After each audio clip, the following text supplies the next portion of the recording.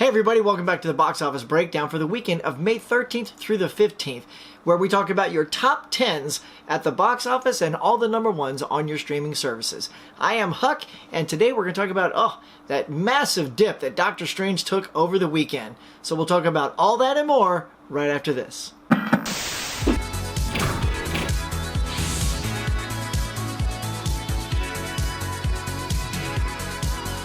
Alright guys, now before we jump into that top 10 at the box office, if you enjoy this kind of box office top 10 number crunching kind of thing, please get on down there and consider hitting like and subscribe and smash that bell so you get notified the next time I do another one of these videos. Alright, now let's get into that top 10 and see what happened to Doctor Strange.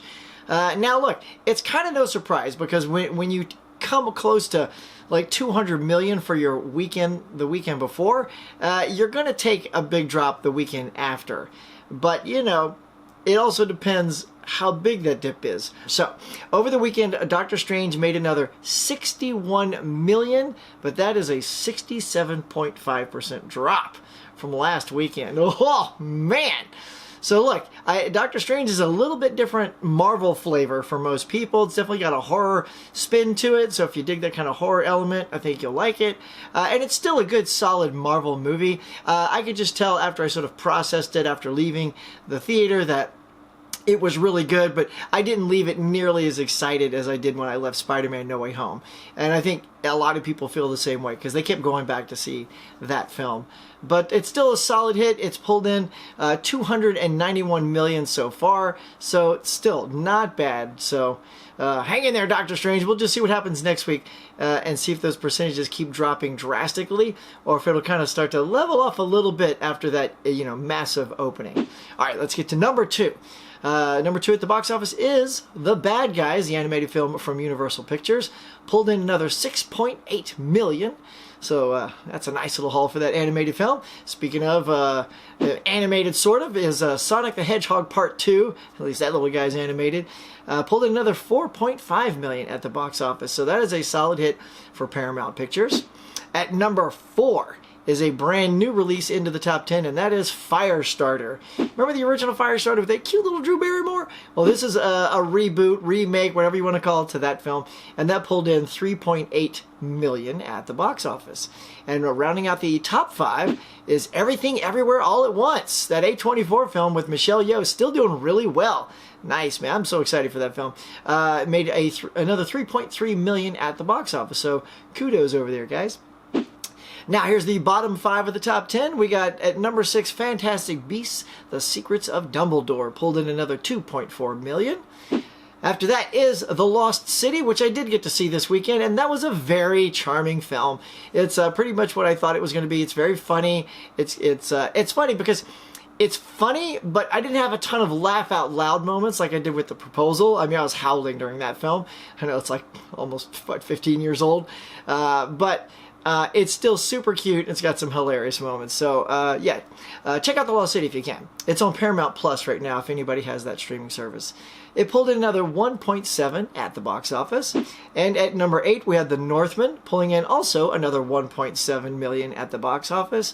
And the only other new release in the top 10 is Family Camp. Nice little, it looks like a very funny family type camp movie. It's all in the title right there. And it was good enough to pull in 1.4 million at the box office.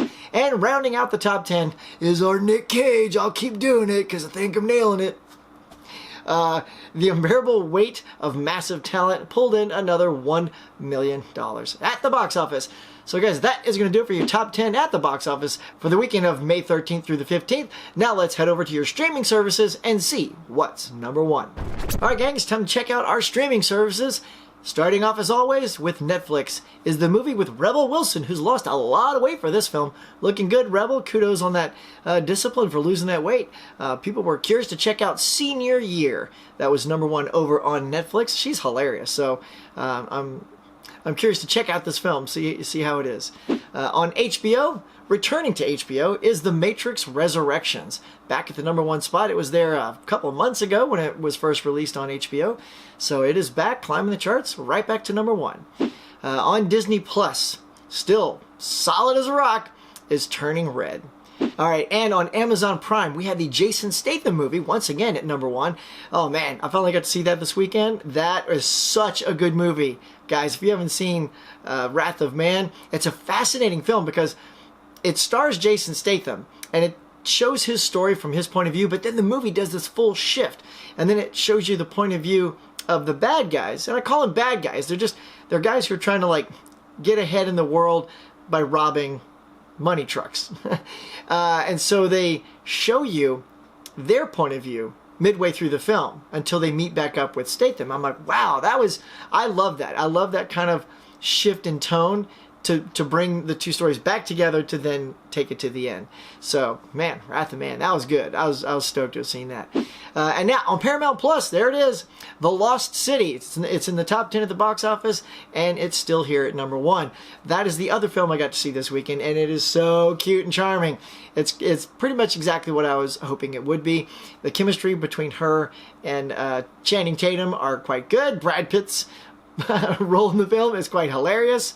And it's a really cute film. It feels a lot like Romancing the Stone. So if anybody has seen Romancing the Stone from the 80s, it is almost a carbon copy. Like, she's a writer, she goes to the jungle, she needs some help, so those little aspects of it definitely give you a nice little nod and hint to Romancing the Stone. So equally cute and charming if you want to check that out. Then on Hulu, we have a movie called Run. That was number 1 over there. And then on Amazon, the paid portion of Amazon, and Vudu, we have Uncharted with Tom Holland at the number 1 spot. And then on iTunes, we have The Northman, that really great violent film that people are loving right now. That was number 1. And finally, on Google Play, we have Spider-Man No Way Home. All right, that, guys, is going to do it for today. That is your number 1s on all your streaming services. Guys, if you are a fan of this kind of stuff, box office breakdowns, number crunch, and all that good stuff, please consider hitting like and subscribe and smack that notification bell so you get notified the next time I do another one of these videos. So, until next week, whether you're a moviegoer, a stay-at-home streamer, or a collector of physical media, get out there and watch some movies. Catch you later.